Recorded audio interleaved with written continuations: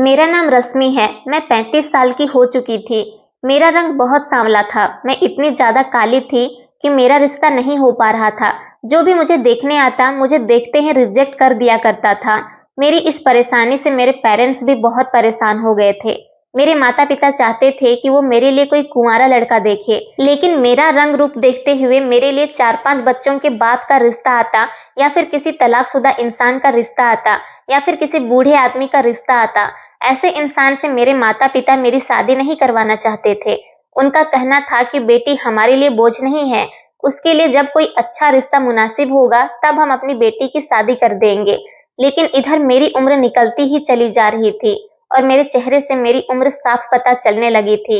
अब लोगों ने मेरे माता पिता को यही समझाया कि बेटी की शादी जैसे भी हाल में हो रही है कर दो। आपकी बेटी की शादी की उम्र निकलती जा रही है, आने वाले टाइम में आपको इस तरह के भी रिश्ते नहीं मिलेंगे। यही सोचते हुए मेरे पेरेंट्स ने एक ऐसे इंसान का रिश्ता एक्सेप्ट कर लिया जिसकी जवान 2 बेटियां और 1 बेटा था। मेरे पिताजी बहुत ही सीधे आदमी थे। एक आदमी ने उनको मेरे इस रिश्ते के बारे में बताया था।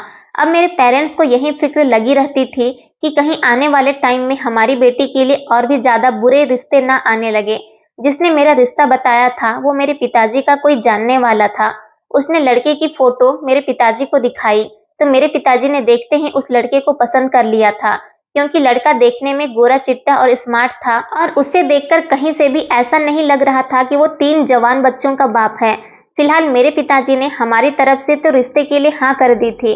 अब मेरा फोटो भी लड़के वालों के घर भेज दिया गया। लड़के वालों ने भी मुझे पसंद कर लिया। इसी तरह से सादगी से मेरी शादी हो गई और मैं विदा होकर अपनी ससुराल चली गई। लेकिन शादी के 2 दिन पहले मैंने एक बात नोटिस की थी कि मेरे परिवार वाले बहुत ही ज्यादा परेशान लग रहे थे और मुझे देख देख कर बहुत रो रहे थे। उनका कहना था कि अपने ससुराल जा रही है तो हमेशा अपने घर को जोड़े रखना और पति के घर में हर हाल में गुजारा करना। मैं अपने घर वालों की बात को अच्छी तरह से समझ गई थी कि वो क्या कहना चाह रहे हैं। जब मैं शादी करके अपने ससुराल गई तो मैंने अपने पति के बच्चों को देखा। बच्चे भी सभी जवान थे। मुझे उन लोगों को देखकर बड़ी हैरानी हुई थी। दोनों लड़कियां बहुत खूबसूरत थी और लड़का बड़े अजीब टाइप का था। उसने अपने एक कान में कुंडल पहना हुआ था, जैसे गुंडे लड़के पहनते हैं। मुझे लगा कि शायद आजकल ये फैशन चल रहा होगा। मेरे पति की माँ भी उसके घर में मौजूद थी। लेकिन एक अजीब बात ये थी कि जब मेरा रिश्ता पक्का हुआ तो सिर्फ आदमियों के बीच ये बात चली थी। जब मेरे पति की माँ है तो फिर वो मुझे देखने के लिए मेरे घर क्यों नहीं आई, और ना ही मेरी सास अपने बेटे की बहू को लेने के लिए उसके मायके गई। मैं अपने पति के साथ मंदिर में सारी रस्में करने के बाद खुद ही मंदिर से सीधा अपने ससुराल के घर आ गई थी। मेरी सास भी देखने में बहुत खतरनाक लग रही थी। ऐसा लग रहा था कि जैसे वो बहुत खतरनाक औरत है और आने वाले टाइम में ये मेरा जीना दुश्वार कर देगी। मुझे मेरे कमरे में भेज दिया गया। वहां मेरा पति आया और मुझसे अच्छे तरीके से बात करने लगा। मुझे अपना पति देखते ही पसंद आ गया था, इसलिए मैंने दूसरों की तरफ ध्यान नहीं दिया और यही बात सोची कि मेरा पति तो अच्छा है, इसलिए मुझे दूसरों से कोई मतलब नहीं रखना चाहिए। मैं इस बात से बड़ी हैरान थी कि मेरे पति की उम्र लगभग 50 साल होगी, लेकिन उनके सारे बच्चे जवान थे जिनकी उम्र 25 से 30 साल थी। ऐसा मुमकिन हो ही नहीं सकता। मैं यहाँ आने के बाद बहुत कंफ्यूज हो रही थी और मेरा दिमाग चारों तरफ दौड़ रहा था। थोड़ी देर के बाद मेरा पति मुझसे बात करने के बाद अपने कमरे से चला गया और कमरे के अंदर मेरी सास और उनकी बेटियां आ गई। मुझे ये देखकर बड़ी हैरानी हुई थी कि मेरे पति की दोनों बेटियां अभी कुंवारी थी। वो मुझे मम्मी कहकर पुकारने लगी। मुझे बहुत अजीब सा लगा था। उसके बाद मेरी सास कहने लगी, चलो लड़कियों तुम कमरे से बाहर निकलो, मुझे बहू से कुछ बात करनी है। ये औरत तो देखने में बड़ी अजीब सी थी, मोटी सी, भद्दी सी और लाल लाल होठों वाली। ऐसा लग रहा था जैसे इस औरत को पान खाने का शौक हो। वो मुझसे कहने लगी, बेटी इस घर में तुम्हें किसी भी चीज की परेशानी नहीं होगी। तुम इन बच्चों को देख रही हो, इनको माँ का साया चाहिए था। इनकी माँ इनका बचपन में छोड़कर चली गई थी। तभी से मेरा बेटा बहुत परेशान रहने लगा था। हम लोगों ने उसे समझाया कि तुम दूसरी शादी कर लो, तुम्हारी दूसरी शादी करने से तुम्हारे लिए कोई अच्छा हमसफर भी मिल जाएगा और इन बच्चों को माँ की ममता भी मिल जाएगी। अब से तुम ही इन बच्चों की माँ हो। उस औरत ने मुझे प्यार किया ऐसे जैसे मैं उनकी बहू नहीं बल्कि बेटी हूँ। मुझे खुशी हुई थी कि चलो ससुराल में सब लोग अच्छे हैं, और फिर वो मेरे कमरे से चली गई। उन लोगों के जाने के थोड़ी देर बाद मेरा पति कमरे में आ गया और वो मुझसे कहने लगे कि तुम्हें मेरी बेटियों और बेटे का ख्याल रखना है और साथ साथ मेरी माँ की भी बहुत ख्याल रखना है। मैंने कहा, मैं बहुत हैरान हूँ कि आपके बच्चे इतने जवान हैं, आप इन बच्चों के पिता नहीं लगते। वो मेरी ये बात सुनकर हंसने लगे और कहने लगे कि तुम ही नहीं, बल्कि ये सवाल काफी सारे लोग मुझसे करते हैं, क्योंकि मैं इतना जवान जो हूँ। मेरे पति बहुत मुस्कुरा रहे थे, उनको देखकर मैं भी खुश हो गई। फिर उन्होंने मुझे बताया कि वो शुरू से ही अपना बहुत ख्याल रखते हैं और वो जिम भी करते हैं। उन्होंने सारी जिंदगी जिम करने में ही गुजार दी है, जिसकी वजह से वो इतने जवान नजर आते हैं। जो लोग अपने शरीर पर ध्यान देते हैं, वो लोग कभी सारी जिंदगी बूढ़े नहीं होते। मैं अपने पति की ये बात सुनकर बहुत इम्प्रेस हो गई थी। तब मेरे पति ने कहा, मैं तुम्हें भी जवान कर दूंगा। वक्त के साथ साथ तुम बूढ़ी होने की बजाय और भी ज्यादा खूबसूरत होती जाओगी। मैंने अपने पति से कहा कि मैं कैसे खूबसूरत हो सकती हूँ, कहाँ मैं काली सांवली सी और कहाँ आप गोरे चिट्टे से। मेरे पति ने कहा, ऐसी बातें मत करो, तुम मुझे बहुत पसंद आई हो। गोरे काले से क्या होता है, इंसान की सीरत अच्छी होनी चाहिए। मैं उनकी इतनी प्यारी बातें सुनकर बहुत खुश हो गई थी। मेरे पति की बेटियां भी बहुत खूबसूरत थी। मेरे पति सच में बहुत ज्यादा नौजवान लगते थे, पर बूढ़े इंसान में कोई ना कोई बीमारी तो जरूर होती है, कोई ना कोई ऐसी परेशानी होती है कि जिससे उसकी उम्र की पहचान हो जाती है। लेकिन मेरा पति तो बिल्कुल ही जवान दिखता था, वो बहुत एक्टिव था। मेरे पति की ये दूसरी शादी है, तो फिर वो अपनी पहली शादी पर कितना खूबसूरत और कम उम्र का होगा। फिलहाल मैंने इस बात को इग्नोर कर दिया था। अब मुझे अपनी ससुराल पर ध्यान देना था। वो एक सपनों भरी रात थी जो मैंने गुजारी थी। सुबह हुई तो दरवाजे पर दस्तक होने लगी। मैंने जाकर दरवाजा खोला तो मेरी सास सामने खड़ी हुई थी। उनके हाथ में एक बड़ी सी ट्रे थी और वो मेरे लिए कमरे में नाश्ता लेकर आई थी। मैंने कहा कि आपको परेशान होने की क्या जरूरत थी, फ्रेश होने के बाद मैं खुद आ जाती किचन में नाश्ता बनाने के लिए। मेरी सास कहने लगी, अरे नहीं बहू, नई नई बहू से इतनी जल्दी किचन का काम करवाना अच्छा नहीं लगता। मेरे पति भी सोकर उठ गए थे और हम दोनों ने साथ बैठकर नाश्ता किया। मैंने अपने पति से कहा, आज हमारी शादी का पहला दिन है, आज हम लोग कहीं घूमने चलते हैं। मेरे पति ने कहा, बताओ कहाँ जाओगी। मैंने कहा कि मैं अपने मायके जाना चाहती हूँ। मेरे पति ने कहा, शायद तुम्हें ये बात पता नहीं है, तुम्हें तुम्हारे माता पिता ने ये बात नहीं बताई कि तुम अपने मायके में किसी से नहीं मिल सकती। ये बात सुनकर मैं हैरान हो गई थी। मुझे लगा कि शायद वो मजाक कर रहे हैं। मैंने कहा, ऐसा नहीं हो सकता। मेरे पति कहने लगे, ऐसा ही है, अब तुम्हारी शादी यहाँ हो गई है, इसलिए तुम अपने किसी रिश्तेदार या अपने मायके वालों से कोई कनेक्ट नहीं रखोगी।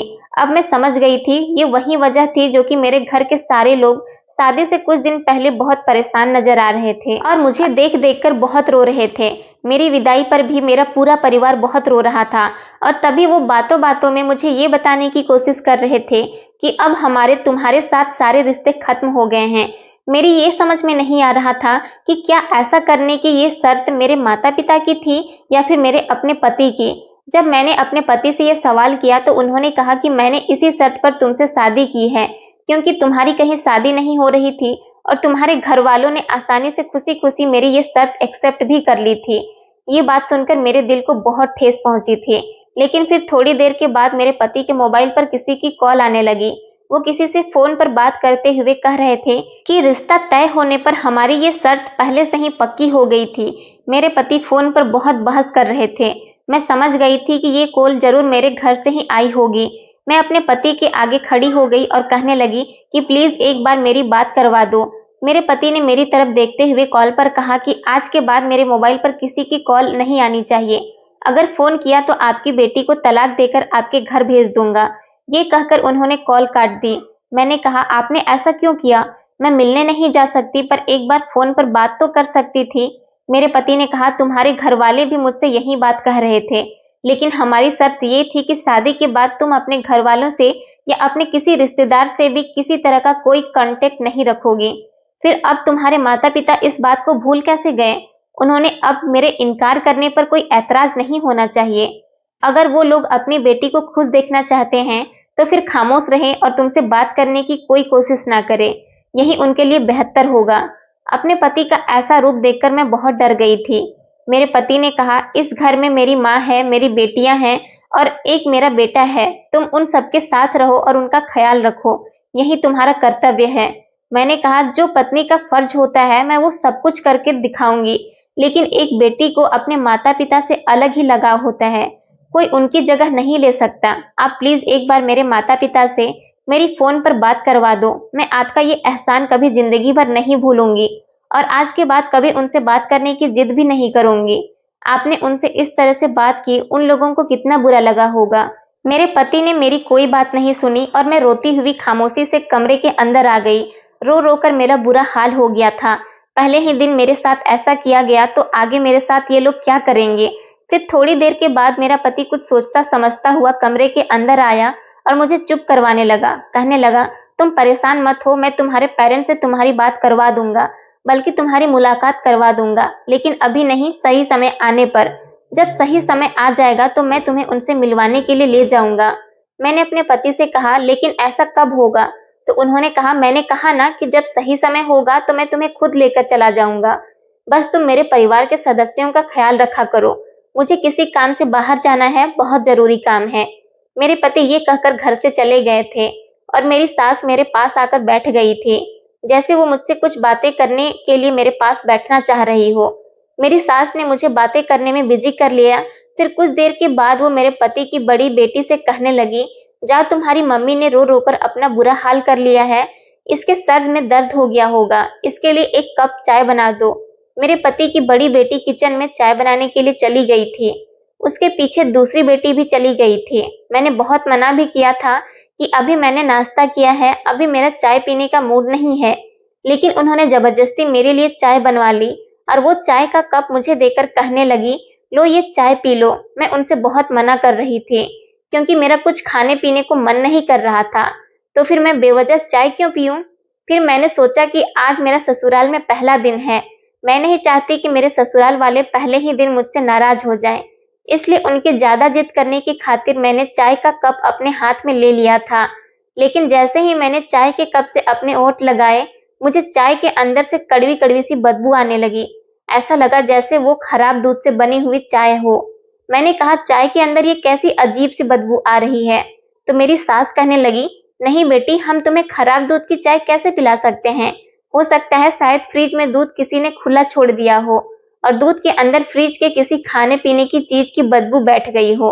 तभी मेरे पति की छोटी बेटी आ गई और कहने लगी कि आप हमसे प्यार नहीं करती, अगर आप हमसे प्यार करती होती तो आपको इस चाय से बदबू नहीं बल्कि खुशबू आने लगती। हमारे घर की चाय तो सारे मोहल्ले में फेमस है, मोहल्ले का कोई भी हमारे घर में आकर हमारे घर की बनी हुई चाय पीता है तो बहुत तारीफ करता है, और आप हो कि कह रही हो इस चाय के अंदर से बदबू आ रही है। मैं मजबूरन वो चाय पीने लगी थी। चाय पीने में तो अच्छी थी, मगर उसमें से किसी दवाई की बदबू आ रही थी। वो सब लोग मुझे चाय पीता हुआ गौर से देखने लगी, जैसे मैं कोई चाय नहीं बल्कि दवाई पी रही हूँ। चाय का कप पूरा फिनिश करते ही उन सब ने मेरी तरफ इस तरह से देखा जैसे मेरे साथ कोई बड़ी प्रॉब्लम होने वाली हो। फिर वो सब मेरे कमरे से चली गई और मेरा सर अचानक भारी भारी सा होने लगा। मैं अपने पति की बड़ी बेटी को आवाज लगाने लगी, जिसका नाम संध्या था। मुझे पता था कि उसने मेरी आवाज सुन ली है, लेकिन फिर भी मेरी आवाज सुनने के बाद भी वो मेरे करीब नहीं आई। मुझे ऐसा लग रहा था जैसे पूरा कमरा गोल गोल घूम रहा है और बस मैं बेड पर लेट गई। लेटने के बाद मेरी आंखें बंद हो गई। उसके बाद मुझे पता ही नहीं चला कि मेरे साथ क्या हुआ। फिर मेरी आंख खुली जब रात के 9 बज रहे थे। मैंने देखा कि कमरे में कोई भी हलचल नहीं थी, कमरे की लाइट भी बंद थी, बिल्कुल अजीब सी खामोशी छाई हुई थी। लेकिन जैसे ही मैंने बेड से जमीन पर कदम रखा, अचानक मुझे कमजोरी महसूस होने लगी। मुझे चक्कर आने लगे और मेरे पेट में दर्द महसूस होने लगा। न जाने ये सब कुछ मेरे साथ क्या हो रहा था। मैंने सोचने की कोशिश की तो मेरा ध्यान गया कि मैं सुबह के 10 बजे चाय पी और उसके बाद मैं सो गई थी और अब मेरी आंख खुली थी। आखिर ऐसा कैसे हो सकता था?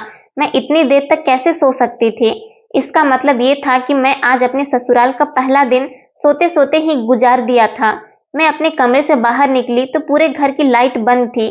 मैं टॉर्च की रोशनी से लाइट का बटन ढूंढने की कोशिश कर रही थी। तभी अचानक किसी ने मुझे खींचकर दूसरे कमरे के अंदर ढकेल दिया। मुझे बहुत डर लगा, लेकिन जाहिर सी बात है, मेरे पति का घर था, मुझे डरना तो नहीं चाहिए था। मैंने चिल्लाने की कोशिश की, पर जिस इंसान ने मुझे दबोचा हुआ था उसने मेरे मुंह पर हाथ रख दिया। फिर मैं काफी देर वहीं पर रही। मुझे कुछ समझ नहीं आ रहा था कि ये कौन है जो मुझे इस तरह से दबोचे हुए है। उसके हाथों के एहसास से ऐसा महसूस हो रहा था जैसे ये हाथ मर्द के हैं। मैं पहचान सकती थी कि ये हाथ मेरे पति के नहीं थे। मैंने उस इंसान को जोर से धक्का मार दिया और मैं उस कमरे से बाहर भागते भागते अपने कमरे में पहुंच गई। वो न जाने कौन इंसान था और मेरे साथ ऐसा क्यों कर रहा था, जिसने मुझे कमरे में दबोच लिया था। हे भगवान, ये इस घर में क्या हो रहा है?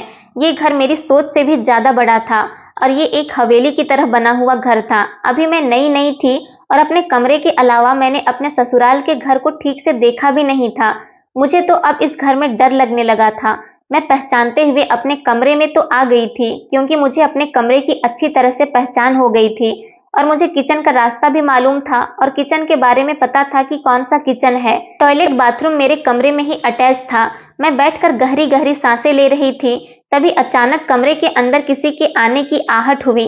जैसे ही मैंने पलटकर देखा, कमरे की लाइट फौरन जल गई। मैंने देखा कि मेरा पति सामने खड़ा मुस्कुरा रहा था। उन्होंने मेरी तरफ देखा तो कहने लगे, क्या हुआ, तुम इतनी डरी हुई क्यों हो? मैंने कहा, आप कहाँ गए थे? मैं बहुत डर गई थी। मेरे पति कहने लगे, अरे भाई, क्यों डर गई थी? ये मेरा घर है, कोई भूत बंगला थोड़ी है जो तुम डर गई थी। मेरे पति अंदर आते हुए कहने लगे, मैं तो तुमसे कह कर गया था मुझे कुछ काम है, मैं थोड़ी देर में आ जाऊंगा, पर जब मैं आया तो तुम सो रही थी। उसके बाद मैं अपनी बेटियों और माँ से बातें करने बैठ गया था। मैंने जल्दी से अपने पति का हाथ पकड़ लिया। उन्होंने कहा, तुम परेशान क्यों होती हो? मैंने कहा, मुझे किसी ने दबोच लिया था उस कमरे में। कौन था? मेरे पति ने कहा, अरे उस कमरे में मैं ही था। तुम्हें क्या लगा कि किसी और ने आकर तुम्हें दबोच लिया है? भला मेरे घर में मेरे अलावा और कौन आएगा? ये पूरा घर मेरा है। इस घर में मेरी बेटियां रहती हैं, मेरी माँ रहती है और मेरा बेटा रहता है। मेरा बेटा सारा दिन नौकरी पर रहता है, सिर्फ रात को ही सोने के लिए घर पर आता है, और वो भी 11 बजे से पहले वो कभी नहीं आता। और अभी 10:30 बज रहे हैं। तो फिर मैं ही था जिसने तुम्हें दबोचा था। मैंने कहा, आप थे तो आपने मुझे बताया क्यों नहीं? आपको पता है मैं कितनी डर गई थी। ये बात सुनकर मेरे पति जोर जोर से हंसने लगे। वो कहने लगे, मैं तुम्हें डरा रहा था। मेरे पति ने इस तरह से बात की जैसे मुझे जिसने दबोच लिया था और जिसने धक्का दिया था वो कोई और नहीं, मेरे पति ही थे। फिलहाल मैं उनकी बात पर यकीन कर लिया था और मैं बेफिक्र हो गई थी कि चलो ये मजाक मेरे पति ने मेरे साथ की थी। अब जब वो खुद अपनी मजाक को एक्सेप्ट कर रहे थे तो फिर मुझे ज्यादा सोचने की जरूरत भी नहीं थी। हो सकता है कि मुझे अपने पति को पहचानने में गलती हो गई हो, क्योंकि अभी मैं उनके साथ एक दिन भी नहीं रही थी। मेरे पति ने आते ही मुझसे कहा कि चलो तुम खाना खा लो। मैं तो खाना खा चुका हूँ। मैंने कहा, मेरा कुछ खाने का मन नहीं है, लेकिन मेरे सर में कुछ दर्द हो रहा है और मुझे ऐसा लग रहा है जैसे शरीर में बहुत कमजोरी है। पति ने कहा, चलो ठीक है, मैं तुम्हारे लिए चाय बना कर लाता हूँ। चाय पीने से तुम्हारे सर का दर्द ठीक हो जाएगा। मैंने अपने पति से कहा, नहीं, मैं इतनी ज्यादा चाय नहीं पीती, मेरा चाय पीने का मन नहीं कर रहा। तो मेरे पति कहने लगे, चलो फिर मैं तुम्हारे लिए कॉफी बना देता हूँ, उससे तुम्हें कमजोरी भी महसूस नहीं होगी। मैंने अपने पति से इनकार कर दिया। मैंने कहा, मैं कुछ नहीं पीना चाहती। पर अजीब बात यह थी कि मेरा पति भी मेरे लिए जबरदस्ती कॉफी बनाकर ले आया। मैंने कहा कि मैं कुछ नहीं खाना चाहती और ना ही कुछ पीना चाहती। न जाने क्यों ससुराल में आने के बाद मुझे भूख प्यास कुछ नहीं लग रही थी। मेरे पति ने कहा, मुझे तुम्हारी कोई बात नहीं सुननी, तुम अपनी सेहत का ख्याल रखो, इसलिए मैं तुम्हारे लिए कॉफी बनाकर लाया हूँ। तुम्हें मेरे हाथ की बनी हुई कॉफी पीनी ही पड़ेगी। मुझे अपने पति की ये बात सुनने के बाद बहुत अजीब लगी थी, लेकिन फिर मैंने कॉफी पी ली और वैसा ही हुआ जैसे मेरे साथ आज सुबह हुआ था। मेरी आंख लग गई और मैं अगले ही दिन सोकर उठी। अब लगता था जैसे कि ये कोई कॉफी नहीं थी, बल्कि ये कोई ऐसी चीज थी जिसे पीकर मुझे नींद आ गई थी। जब मैं सोकर उठी तो मुझे बहुत गुस्सा आ रहा था, क्योंकि अब की बार जब मेरी आंख खुली तो सुबह के 10 बज रहे थे। मैं इतना ज्यादा कैसे सो सकती थी? बस यही सोच सोचकर मेरा दिमाग खराब हो रहा था। अब इतनी नींद तो इंसान को नेचुरली तौर पर तो नहीं आ सकती। ये नींद जाहिर सी बात है नशे की दवा की नींद थी। मैं खामोश हो गई थी और मैं जान गई थी कि ये लोग मुझे कुछ न कुछ तो ऐसा मिलाकर पिला रहे हैं जिसकी वजह से मुझे इतनी नींद आ रही है और मेरे अंदर कमजोरी का एहसास बढ़ता चला जा रहा है। मैंने सोच लिया था कि अब मुझे किसी की दी हुई कोई चीज न तो खानी है और ना ही पीनी है। मैं खुद अपने हाथ से बना हुआ खाना खाऊंगी। मैंने ऐसा ही किया। अगले दिन सुबह मैं उठी तो मैंने सारे घर के काम खुद कर लिए थे, क्योंकि घर में हमेशा की तरह अजीब सी वीरानी और खामोशी छाई हुई थी। इस खामोशी में मैं किसी से आखिर क्या बात कर सकती थी? मेरी सास और बेटियां अपने कमरे से बाहर नहीं निकलती थी। मेरे पति और बेटा सुबह को नौकरी करने के लिए निकलते तो रात को ही घर में घुसते थे। इसी तरह से मेरे दिन गुजर रहे थे। लेकिन इन सब में एक अजीब बात ये थी कि इतना ध्यान रखने के बावजूद भी मेरी नींद का आना कम नहीं हुआ था। मैं जब भी सो रही थी इतना ज्यादा सो रही थी कि जिसकी कोई हद ही नहीं थी, और मेरी हालत दिन ब दिन बिगड़ती चली जा रही थी। मुझे इतनी ज्यादा कमजोरी होने लगी थी कि मैं किसी काम को करने के काबिल नहीं रही थी। बस मैं हमेशा यही दिमाग लड़ाती रहती कि आखिरकार मेरे साथ ये सब कुछ क्या हो रहा है। अब तो मैं इस घर के किसी भी मेंबर के हाथ का दिया हुआ कुछ भी खाती पीती नहीं हूँ, फिर मुझे अभी भी इतनी ज्यादा नींद क्यों आ रही है। आज मैंने सोचा कि मैं मंगलवार का व्रत रख लेती हूँ, लेकिन मेरी हालत व्रत रखने के काबिल नहीं हो रही थी। फिर भी मैंने व्रत रख लिया था। मैंने न तो पानी पिया था और ना ही घर का कुछ भी खाया था। अजीब बात तो ये थी कि आज मुझे बिल्कुल भी नींद नहीं आई थी और मुझे किसी ने तंग भी नहीं किया। एक ऐसी बात मेरे सामने आई जिसने मेरे होश उड़ा दिए थे। मैं अपने पति के आने का इंतजार कर रही थी, क्योंकि आज मैं जाग रही थी, वरना जब भी रोज मेरे पति काम से आते घर तो मुझे पता ही नहीं चलता था कि वो कब आए और घर में आने के बाद उन्होंने क्या किया। मैंने व्रत खोलने की तैयारी की। अपने पति के आने से पहले मैंने अच्छे कपड़े पहन लिए और मैं अच्छी तरह से तैयार हो गई। मैं बिल्कुल रेडी होकर दरवाजे के पास ही खड़ी अपने पति का इंतजार कर रही थी। तभी अचानक मुझे किसी काम की याद आ गई और मैं वापस अपने कमरे में आ गई। इतनी ही देर में मेरे पति घर के दरवाजे से अंदर दाखिल हुए और अंदर आते ही उनकी दोनों बेटियों और माँ ने उनको घेर लिया और उन्हें दूसरे कमरे में ले गई। मैं हैरान थी कि वो मुझसे बात करने की बजाय अपनी बेटियों के कमरे में क्यों चले गए थे।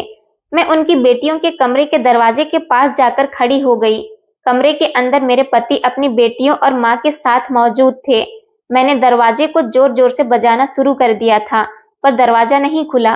कुछ देर तक जब मैं ऐसे ही दरवाजा बजाती रही तो मेरा पति गुस्से से दरवाजा खोलता हुआ कमरे से बाहर निकला। उनकी आंखों में मुझे गुस्सा साफ नजर आ रहा था। वो मुझे देखते ही कहने लगे, पागल हो गई हो क्या? इतनी जोर जोर से दरवाजा क्यों बजा रही हो? मैंने तुम्हें मना किया था कि तुम अपने कमरे से ज्यादा बाहर मत निकला करो। तुम यहाँ पर क्या कर रही हो? मैंने अपने पति से कहा, ये घर मेरा भी तो है, मैं इस घर में कमरे के अंदर ही क्यों रहूं? मेरे पति कहने लगे, बकवास बंद करो और अपने कमरे में जाओ। मैंने कहा, मुझे भी आप लोगों के साथ कमरे में बैठकर बातें करनी है। मेरे पति ने कहा, ये कमरा मेरी बेटियों का है और इस टाइम मैं अपनी माँ और बेटियों के साथ बातें करता हूँ। उन्होंने मुझे धक्का मारते हुए कहा, जाओ अपने कमरे में, जब तुमसे बात करने का टाइम आएगा तो तुमसे बात करने तुम्हारे कमरे में चला आऊंगा। मुझे बड़ी हैरानी हुई थी कि मेरे पति को अपनी बेटियों और माँ से बात करने के लिए सिर्फ रात का ही टाइम मिला था। मैं बाहर ही खड़ी हो गई थी और मेरे पति ने मुंह पर दरवाजा बंद कर दिया और अंदर से धीरे धीरे बोलने की आवाज आने लगी। मैंने दरवाजे पर कान लगाए और उन लोगों की बातों को सुनने की कोशिश की। मेरे पति कमरे के अंदर कुछ कह रहे थे, लेकिन मेरी कुछ भी समझ नहीं आ रहा था। फिर मैंने धीरे से खिड़की खोलने की कोशिश की। मैंने खिड़की को हल्का सा हिलाया तो खिड़की का दरवाजा थोड़ा सा खुल गया था और मुझे अंदर का नजारा दिखने लगा। मैंने अंदर देखा तो अंदर लगभग 6 लोग मौजूद थे। 2 मेरे पति की बेटियां थी और एक औरत जो कि मोटी थी, उनको तो मैं दूर से ही पहचान सकती थी, वो मेरी सास थी। और एक मेरे पति का बेटा भी मौजूद था। लेकिन हमारे घर में तो सिर्फ 5 मेंबर हैं। ये छठा इंसान कौन था? मैं इस इंसान को पहचानने की कोशिश कर रही थी, लेकिन मेरी कुछ समझ नहीं आ रहा था। मैं हैरान हो गई थी, आखिरकार ये घर में चल क्या रहा है। मैंने देखा कि मेरे पति को वो लड़का नोटों की गड्डी दे रहा था। मुझे उस लड़के का चेहरा ठीक से दिखाई नहीं दे रहा था। मैं खामोशी से अपने कमरे में आ गई थी और सोचने लगी थी कि आखिर इस घर में क्या हो रहा है। तभी थोड़ी देर के बाद मेरे पति कमरे के अंदर आ गए और मुझे प्यार से बात करने की कोशिश करने लगे। लेकिन एक अजीब बात ये थी कि उनके हाथ में कॉफी का कप था। वो मुझे बहला फुसलाकर वो कॉफी पिलाना चाहते थे। मेरे पति ने कहा, ये लो कॉफी पी लो, तुम्हारा मूड ठीक हो जाएगा। मैंने कहा, मुझे नहीं पीनी है। मेरे पति मेरा हाथ पकड़ते हुए कहने लगे, मुझे माफ कर दो, मैंने तुमसे इस तरह से बिहेव किया। वो आज मुझे काम का स्ट्रेस कुछ ज्यादा ही हो रहा था, इसलिए मैंने अपना गुस्सा तुम पर निकाल दिया। मैंने अपने पति को ये नहीं बताया कि मैंने कमरे के अंदर जो कुछ हो रहा था वो सब कुछ देख लिया था। मैं खामोश होकर ही बैठी रही, लेकिन मेरे पति मुझे कॉफी पिलाने के लिए जबरदस्ती करने लगे। मैंने अपने पति से गुस्से से कहा, आखिर इस कॉफी और चाय का क्या मैटर है? मैं सब कुछ अपनी मर्जी से खाती पीती हूँ, लेकिन इस घर में जबरदस्ती मुझे सब कुछ क्यों पिलाया जाता है? कहीं ऐसा तो नहीं है कि इस कॉफी में कुछ ऐसा मिला हुआ है जिससे आप मुझे बेहोश करना चाहते हैं या फिर मारना चाहते हैं? मेरे पति ने कहा, तुम पागल हो गई हो? मुझे तुम्हारी फिक्र है, इसलिए मैं तुम्हारे लिए लेकर आया हूँ। भला मैं तुम्हें बेहोश क्यों करना चाहूंगा? तुम घर के कामों पर ध्यान दो। वैसे भी घर के कामों के लिए नौकरानी की जरूरत है। तुम कल से घर के सारे काम करोगी। तुम्हें ज्यादा फ्री रहने की आदत हो गई है, इसलिए तुम्हारे दिमाग में उल्टे सीधे ख्याल आने लग जाते हैं। मैं समझ रही थी कि मेरे पति शायद मुझे धमकाने के लिए ये सब कुछ कह रहे हैं, लेकिन फिर उन्होंने कहा कि तुम मुझे मजबूर करती हो ऐसी बातें करने पर। मैं तुमसे बहुत प्यार करता हूँ। मुझे पता है आज तुमने व्रत रखा हुआ है, मैं इसलिए तुम्हारे लिए कॉफी बनाकर लाया था, लेकिन तुमने मुझे नाराज कर दिया। अब मैं तुमसे बात नहीं करूंगा। अपने पति की इतनी प्यारी बात सुनकर मेरा दिल नरम हो गया था और मैंने उनके हाथ से कॉफी का कप ले लिया और कहा कि आप परेशान मत हो, मैं ये कॉफी पी लेती हूँ। मेरी ये बात सुनकर मेरे पति बहुत खुश हो गए, लेकिन ये मेरी सबसे बड़ी गलती थी। मैंने जैसे ही कॉफी पी, उसके बाद मुझे अजीब सा नशा चढ़ने लगा और मैं बेहोश हो गई। उसके बाद फिर मेरे साथ वही हुआ जैसे हर बार होता आया था। मैं अपनी पति की बातों में आ गई थी। अब तो कुछ न कुछ गड़बड़ होनी थी। मुझे अब गड़बड़ का एहसास होने लगा था। सुबह मेरी आंख अगले दिन 9 बजे खुली। मेरे पेट में बहुत दर्द हो रहा था और मेरा सर बहुत भारी भारी हो रहा था। अगले दिन जब मैं अपने कमरे से बाहर निकली तो मैं खामोश रही। मेरे पति काम पर जा चुके थे। मेरी सास ने मुझे घर के सारे काम करने के लिए कहा। उन्होंने कहा कि बहू, अब तुम्हारी शादी को काफी दिन हो गए हैं। मैं चाहती हूँ कि अब घर की सारी जिम्मेदारी तुम अपने कंधों पर ले लो। मुझे घर के काम करने में कोई ऐतराज नहीं था, इसलिए मैं खामोशी से ये सब कुछ करने लगी। मेरे पति की दोनों बेटियां जवान थी, लेकिन वो घर के किसी काम को हाथ नहीं लगाती थी और मेरी सास भी एक तरफ को बैठकर सिर्फ पान खाती रहती और उनकी नजर मुझ पर ही रहती थी। मुझे ये औरत शुरू से ही बड़ी अजीब लगी थी। इसे देखकर कहीं से भी ऐसा नहीं लगता था कि ये मेरे पति की माँ है। एक दिन मैं कपड़े धो रही थी। मैंने देखा कि मेरे पति का बेटा मुझे बड़ी अजीब अजीब नजरों से घूर रहा था। उसको देखकर मुझे बहुत अजीब लगा, इसलिए मैंने अपने पेट को साड़ी से ढक लिया। आज मेरे पति की बेटी की छुट्टी थी और वो घर में ही मौजूद था। मैं किचन में खाना बना रही थी और मुझे एहसास हुआ कि जैसे किसी का हाथ मेरे कमर पर है। मैं घबराकर जैसे ही पीछे पलटी तो मैंने देखा कि मेरे पति का बेटा खड़ा हुआ था और वो मुझे देखते ही घबरा गया। उसके चेहरे का रंग उड़ गया था। मैंने कहा, तुम्हें क्या चाहिए और तुम कैसी हरकतें कर रहे हो? वो कहने लगा, मम्मी, मैं तो कुछ भी नहीं कर रहा। मुझे एक गिलास पानी चाहिए था, इसलिए मैं किचन में आया था। मैं जा रहा हूँ। ये कहकर वो किचन से बाहर चला गया। मेरा शरीर तो बुरी तरह से कांप रहा था। न जाने इस घर का माहौल कैसा था। मेरे पति की बेटियां भी अजीब अजीब तरह के कपड़े पहनती थी। ऐसे लगती थी जैसे वो कोई हीरोइन है। इन कपड़ों से उनके शरीर के काफी हिस्से चमकते थे। एक दिन दरवाजे पर दूध वाला आया तो मैं दूध लेने के लिए दरवाजे पर चली गई। मैं जैसे ही दरवाजे पर गई तो गली में काफी सारी औरतें खड़ी हुई थी और आपस में मुझे देख देख कर बातें कर रही थी। दूध वाला तो दूध लेकर चला गया, लेकिन वो औरतें अभी भी मुझे घूर रही थी और वो मेरे करीब आ गई और कहने लगी, तुम्हें हमने पहले कभी इस घर में नहीं देखा। क्या तुम यहाँ नई आई हो? मैंने कहा, आपका क्या मतलब है कि मैं नई आई हूँ? मैं इस घर की बहू हूँ। मेरी बात सुनकर वो औरतें एक दूसरे को देखने लगी और उनमें से एक औरत हंसकर कहने लगी, अरे बहू, इस घर में न जाने कितनी बहुएं अब तक आ चुकी हैं। मैं उस औरत से आगे कोई सवाल करती, इतनी ही देर में पीछे से किसी ने मेरा हाथ पकड़ा और अंदर की तरफ खींच लिया। मैंने जैसे ही पलट कर देखा तो मेरी सास ने मुझे अंदर की तरफ ढकेला था। मेरे हाथ से दूध का बर्तन गिरने से बच गया था, जबकि थोड़ा सा दूध फर्श पर गिर गया था। मेरी सास ने जल्दी से दरवाजा बंद किया और अंदर से दरवाजे को कुंडी लगा ली और वो मुझे घूरते हुए डांट कर कहने लगी, मेरे बेटे ने तुझसे कितनी बार मना किया है कि ज्यादा इधर उधर ताक झांक करने की कोई जरूरत नहीं है। अगर ये बात तेरे पति को पता चल गया कि तू दरवाजे में खड़ी होकर मोहल्ले की औरतों से बातें कर रही थी, तो तू नहीं जानती वो तेरा क्या हाल करेगा। मैंने कहा, मैंने ऐसा भी क्या गलत कर दिया? दूध वाला बहुत देर से दरवाजे की बेल बजा रहा था, किसी को आवाज ही नहीं आ रही थी, इसलिए मैं दूध का बर्तन लेकर दूध लेने के लिए आ गई थी। और आप ये किस तरह से मुझसे बात कर रही हो? मैंने कोई पाप तो नहीं कर दिया मोहल्ले की औरतों से बातें करके? उस दिन मेरी सास ने बहुत हंगामा किया था। आज मुझे इन लोगों पर शक होने लगा था और मैं सोच में पड़ गई थी कि वो मोहल्ले वाली औरतें मुझे क्या कहना चाहती थी, क्योंकि वही मोहल्ले की औरतें थी जो मुझे इस घर के बारे में सब कुछ बता सकती थी। मैंने मौका देखते ही मोहल्ले की एक औरत से बात करने की कोशिश की। मैं बहाने से छत पर चली गई। उस टाइम घर के सारे लोग सो रहे थे। छत पर जाने के बाद घर के सामने वाली छत पर पत्थर उठाकर मारने लगी ताकि कोई बाहर मुझे देखने के लिए आए और मैं मौका देखते ही उससे बात कर लूं। मेरे पत्थर मारने पर एक औरत खिड़की पर झांकने लगी। मैंने तभी उसे आवाज लगा ली और बहाने से उसे छत पर बुलाया। वो औरत अपनी छत पर आ गई। हमारे घर की छत और उस सामने वाले घर की छत आमने सामने ही थी, क्योंकि हमारे घर भी आमने सामने थे। मैंने उस औरत से कहा, आज तुम लोग गली में खड़ी हुई मेरे बारे में कुछ बातें कर रही थी और मुझे कुछ बताने की कोशिश कर रही थी। मैं इस घर के बारे में सब कुछ जानना चाहती हूँ, प्लीज मुझे बता दो, मैं यहाँ रहते हुए बहुत परेशान हूँ। उस औरत ने कहा कि हाँ, मैं तुम्हें सब कुछ बता दूंगी, लेकिन इस मामले में मेरा नाम नहीं आना चाहिए। मैंने कहा ठीक है, कोई तुम्हारा नाम नहीं लेगा। उस औरत ने बताया कि जिस घर में तुम रहती हो ये कोई घर नहीं है, इसमें रहने वाला आदमी तुम्हारा पति नहीं है, बल्कि ये लोग आपस में परिवार के सदस्य भी नहीं हैं। ये घर एक कोठा है। इसमें जो औरत रहती है वो एक बाई है और जो दो जवान लड़कियां रहती हैं वो इस घर में लड़कियों को बहला फुसला कर लाती हैं। और जो तुम्हारा पति है उसका भी यही काम है। वो लड़कियों से या तो शादी के बहाने से उन्हें लेकर आता है या फिर उनको किडनैप करके यहाँ लेकर आता है। और अब की बार तुम यहाँ पर आई हो।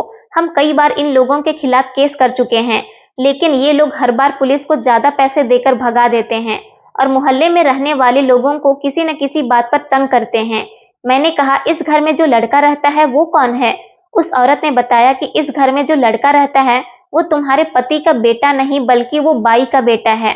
उसका ये काम है कि वो लड़कियों पर नजर रखता है और जो लड़की इस घर में रहती है कहीं वो यहाँ से भाग न जाए। यहाँ पर हर एक महीने में नई लड़की को बहाने से लाया जाता है।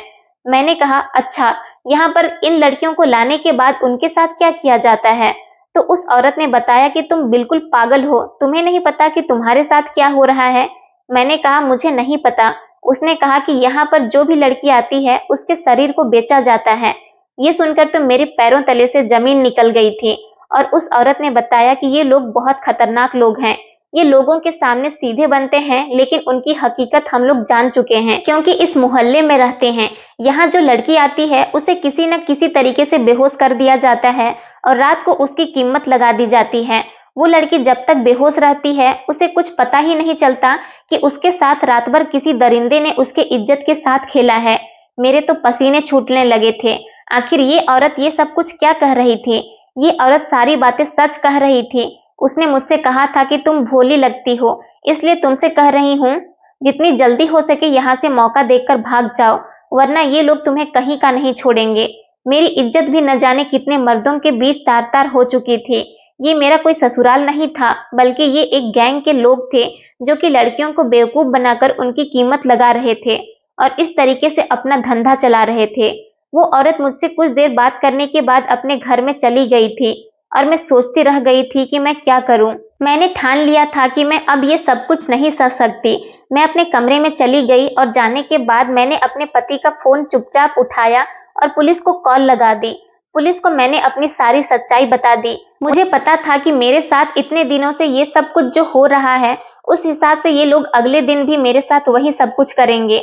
मैं इन लोगों को रंगे हाथों पकड़वाना चाहती थी, इसलिए अगले दिन जैसे ही मेरे पति ने मेरे आगे कॉफी का कप दिया तो मैंने प्यार से उनके हाथ से कॉफी ले ली और अपने पति से ऐसे रिएक्ट करने लगी जैसे मैं कॉफी पी रही हूँ। लेकिन मैंने उस कॉफी को अपने पति का ध्यान हटते ही बेड के पीछे फेंक दिया था और थोड़ी देर के बाद मैं सोने का नाटक करने लगी। मैंने पुलिस को रात का वक्त ही दिया था आने के लिए, क्योंकि 10 बजे के टाइम पर मेरा पति घर आया करता था और लगभग 1-2 घंटे बाद मेरे साथ ये सब कुछ किया जाता था। मेरे पति ने उस दिन की तरह किसी दूसरे आदमी से मेरी कीमत लगा दी थी और मेरा पति कमरे से बाहर चला गया था। मैं जाग रही थी लेकिन सोने की एक्टिंग कर रही थी। मुझे महसूस हुआ कि कोई मेरे कमरे में आया था और उसने मेरे शरीर पर हाथ फेरना शुरू किया। तभी हमारे घर पर पुलिस की रेड पड़ गई और पुलिस ने उन लोगों को रंगे हाथ पकड़ लिए। जो आदमी पैसे देकर मेरी इज्जत के साथ खेलने आया था उसने पुलिस को सारी सच्चाई बता दी कि आज रात के लिए उस आदमी ने मेरी कीमत इन लोगों को दी है। अब पुलिस के पास मेरे इन लोगों के खिलाफ बहुत सारे सबूत थे। मोहल्ले के लोगों ने भी अपनी अपनी गवाही दी। पुलिस ने इन सभी लोगों को अरेस्ट कर लिया। मैं अपने पेरेंट्स के घर आ गई थी और जब मैं उनको ये सब कुछ बताया तो वो लोग बहुत शर्मिंदा हुए थे। उन लोगों ने कहा कि हमें तो उसी दिन शक हो गया था जिस दिन उस लड़के ने हमसे शर्त रखी थी कि आज के बाद आप लोग अपनी बेटी से कोई ताल्लुक नहीं रखेंगे। पर हमें ऐसा बिल्कुल भी नहीं पता था कि वो इतना भी गिर सकता है। फिलहाल वो लोग अरेस्ट हो चुके हैं और मैं अपने पेरेंट्स के घर आ गई थी। आज तक मेरी शादी नहीं हुई है और अब मुझे शादी के नाम से भी डर लगता है। मैं अपने पेरेंट्स के घर रहकर अब उनकी सेवा कर रही हूँ क्योंकि मेरे माता-पिता बहुत बूढ़े हो चुके हैं। मैं शादी नहीं करना चाहती। मैं पढ़ी लिखी थी और मैं नौकरी करके अपना गुजारा कर रही हूँ। उस घिनौनी जिंदगी से बेहतर मुझे अपनी ऐसी जिंदगी ज्यादा पसंद है। मैं आप लोगों से रिक्वेस्ट करना चाहती हूँ कि आप अपनी बेटियों की शादी जहाँ भी करें, लड़के वालों की पूरी जांच पड़ताल निकाल लें, क्योंकि कुछ माता पिता अपनी बेटियों की शादी न होने पर बेटियों को किसी के भी हवाले कर देते हैं। मैं नहीं चाहती जैसा मेरे साथ हुआ ऐसा आप लोगों में से किसी के साथ भी हो, इसलिए ऐसे धोखेबाज लोगों से सावधान रहिए। दोस्तों, उम्मीद करती हूँ आपको हमारी कहानी पसंद आई होगी। कहानी पसंद आई है तो वीडियो को लाइक करें, चैनल पर नए हैं तो चैनल को सब्सक्राइब करें और हाँ, नोटिफिकेशन बेल को जरूर दबाएं ताकि अगली अपडेट सबसे पहले आपको मिले।